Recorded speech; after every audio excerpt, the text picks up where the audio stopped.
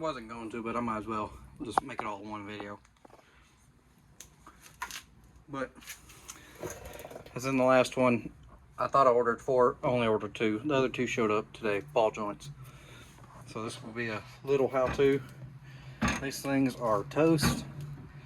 I mean, they're not terrible, but they are not good. They are definitely making some noise. This U-joint also making some noise. This axle is actually out of the black. The wheel bearing and axle is out of the black Cherokee I had that we parted out. This U-joint is making some noise, but I do have another spare shaft. I actually have chromollies coming for this, but they are on a 2-week back order. It's been about a week and a half now, so we'll see. I'm waiting for an email back to get more of an update, because I'd rather only do this all once than do it twice. I'd rather just wait, stick them in, but it's so nice. I want to go right around with the doors off. It all just depends on how long it takes for them to show up, honestly. But so to get on with this, so I have, like I said, chromollies on the way. I have lower door armor here to fix, not to fix, but to help hide all of this junk. So I got to get all this crap off from the covers here, because they are, this was a country, or is a country, so it had the stupid covers on it. There's a big old dent here, and obviously all this nice crappy mess. So I am gonna get these mostly straight, or straighter than they are now, and put the door armor on. They came with some rib nuts, but I think I might just weld them on. I don't know, I'll try a little test piece. It's this one, and this one. I didn't get the rear because I obviously have cut and fold, so I don't need the rear. I'm ordering a rear locker, but I have to pull the rear apart to figure out which shafts are in this, because of course I have a 96, so it can either be a 29 spline or a 27 spline. I'm really hoping for the 29 spline. So I gotta pull the rear end apart to order an axle, but or the locker. So when I do that, it's gonna be down for a while. So I'm still kind of putting it off, because I'm not gonna put it back together for the locker to show up, take it back apart, put it together. I'm not doing that. Not worth it. I also got Shackle relocation brackets. They're supposed to show up today, I believe. Either today, they're said today, but the mail just ran, so it's either going to be later tonight or tomorrow on those, and I'll finish the video up doing those, showing you how. You want a 45-degree angle on them when you're sitting at ride height. They are 1.5 inch lift on top of this. So as you can see, this is on the 2 inch, so I have an inch. I can put it on the inch. I even still have the factory one, so I can put it back on the factory to get this thing sitting how I want. If the rear's taller by a little bit, fine. If it's a little lower, whatever, not the end of the world. I'm gonna have to play around with it after I drive it for a while. I need to pull these off and repaint them. They're starting to rust, but I want to wait to do that till I paint the whole thing, because I still want to bedline this whole thing. I don't know, I think I'm starting to think leave it red, that way it matches the truck, but I've been wanting this thing blue for a long time, so I don't know, it's still hard to decide. But I'm gonna go ahead and get these ball joints knocked out. I'll do you a little how-to. I mean, there's tons of videos, but it is what it is. This is the little garage thing I have. I have both the doors off, and they're sitting over there. I cleaned up the garage a tad. As you can see, not much. No point in cleaning it all the way up just to get it messy right now working on everything. So I have cab fab steering, so I had to take that off. My knuckles are drilled for it. So take your steering knot loose, take your brakes loose, take your wheel bearing out. I mean, you don't have to. We'll make it easier. Like I said, I got chromollies on the way, so I just went ahead and pulled all that out. I have a new bearing on the other axle shaft, so I'm just going to go ahead and slide all that in anyways. Change these used joints. That way I do have spares. Even though they're chromoly, you will break some. It's just going to happen. So I'd like to have spares.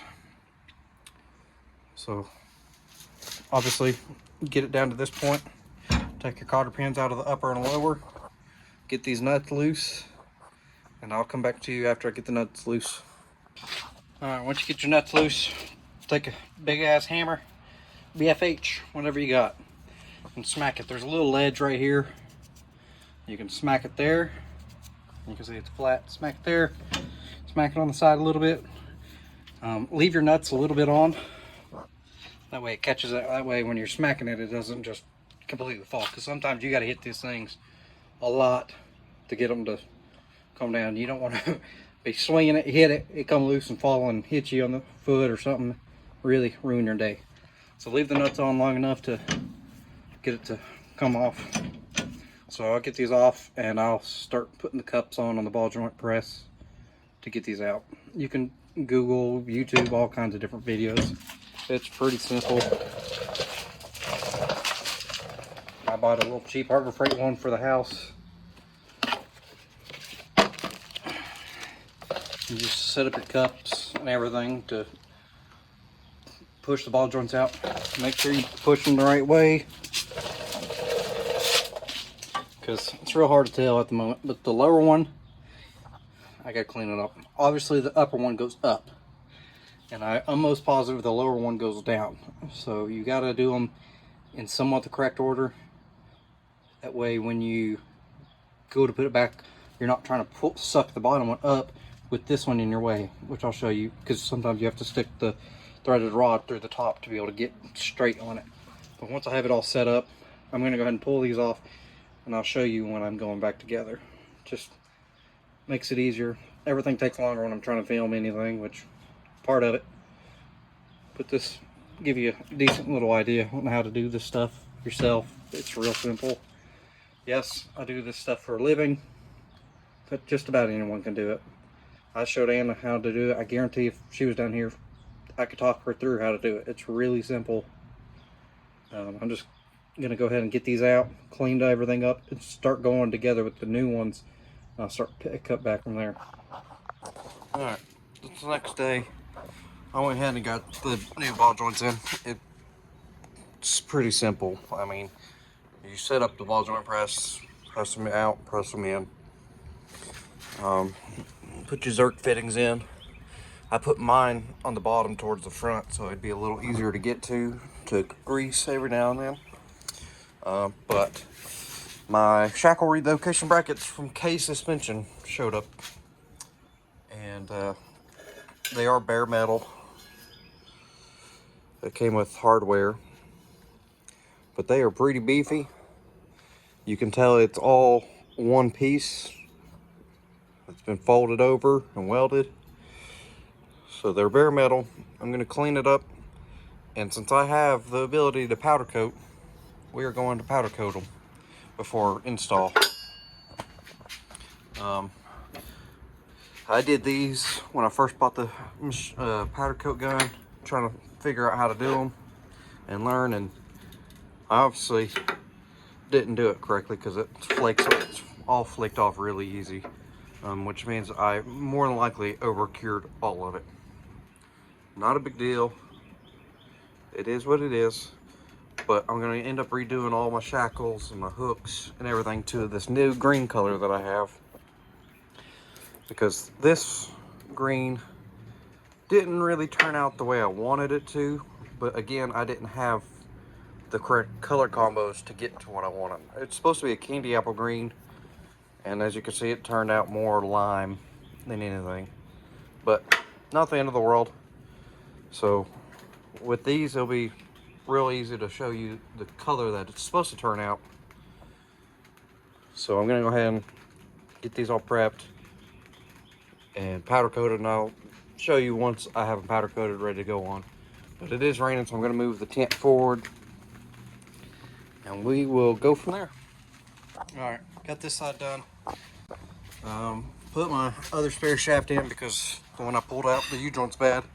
So I'm going to fix that U-joint. Just got the tire sitting on it. This side's all back together. Got this tire pulled off. I'm going to start working on that at some point. And I just got home, so we're going to spend some time together.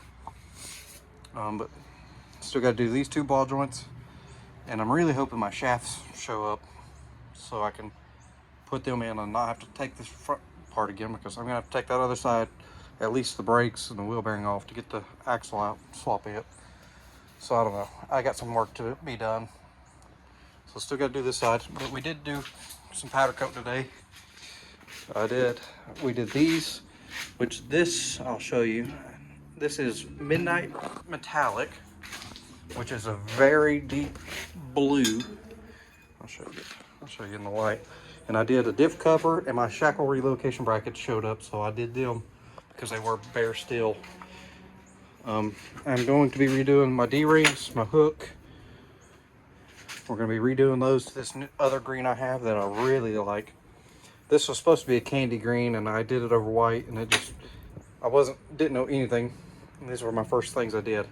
So that's why they're all chipped, cracked, and rust, and I got to redo them. But I'll come over here and show you what we got done today. So these are my relocation brackets from K Suspension, and I'm digging this green. It is a green metallic, and I'm really loving how it came out. So this is the passenger side. It's got the P and the D for driver. So I didn't really clean these up much, so it shows right here where I didn't clean them. I just sprayed them off and powder coated them. Here's the diff cover for the front. So I'm going to be swapping this over. So all my D-rings, all my accessories are going to end up this green. I'm going to do the hardware that color green. Well, I'm going to repaint these black, recoat those black in bed liner. The Jeep is going to go metallic blue. So I think that blue, green, black combo will look really good. But here is this blue out in the sunlight.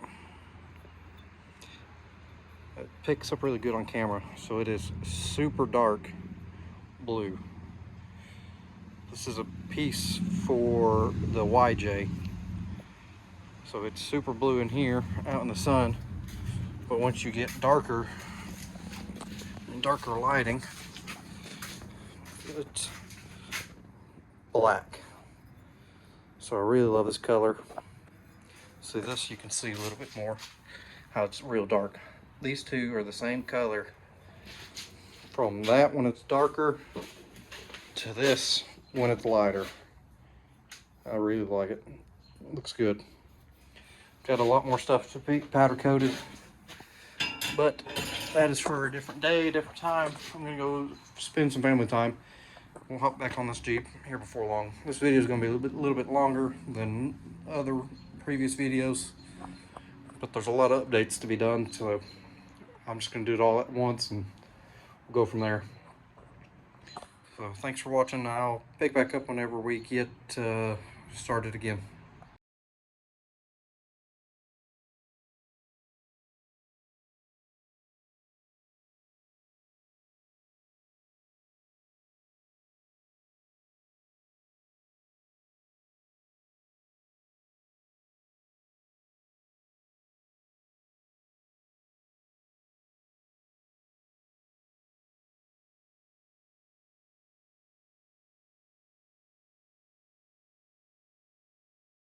All right, it is the following weekend. I quit filming and did some more work just so I could get it done, because we dropped off the truck today to go probably get the transmission built. I'd rather build it now while I have the funds and everything to do it, so we just got this thing running enough to where we can drive it. So I did get the Shackle relocation bracket up. If you can do shackles, you can do the relocation bracket. It's super simple. It's literally just like doing a shackle, except you add one more bolt up here. That's it. Set it to where it's about 45-degree angle, and you're good to go. So we are sitting at 7 inches all the way around. I'll add some photos at the end. So I still got a couple more things to do. My axle shafts still haven't showed up. They should be here sometime this week, I'm assuming. I'm hoping, but we'll see. So on today, what I'm doing is this heat shield from DEI. It is just to help with vapor lock. It comes with, here, I'll just show you. These wrap around the injectors. You wrap your fuel rail, and then you got a metal piece here. Super simple. It's, let's see, 7 10mm bolts are all right there. And you'll need a fuel line kit to obviously pop the fuel rail line off the rail. So you take your 4 hold downs for your injectors. Don't mind the rat's nest. I'm still working on fixing it all. There's a hole in this. Obviously it goes here for the bracket. You have 3 bolts in your bracket for the linkage, the throttle linkage and all that. So you pull the fuel rail, pull this up, your wiring harness up, and they sit down on the studs. Put it back on, and then one-handed hard. And then you just reassemble, and this will help keep the heat from getting to the fuel rail, which will vapor lock. Which I think I've started to have a little bit of issues with it, but with this new 160 thermostat in it, it's been doing real good.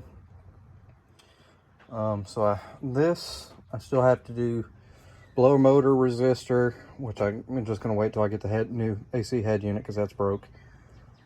Fuel pump and my axle shafts whenever they show up. I believe that's all that I have left upgrades wise for right now. I'm not sure. I'm sure more will come as we go along. But I'm just trying to get everything nice and ready and reliable for our trip down to Florida, because I'm going to do some wheeling down there with some old friends. I'll probably video it, but I'm going to go ahead and button this back up and end this video, because it's going to be pretty long, which I'm sorry about, but there was a lot to go over and everything. So I appreciate you watching. Thank you.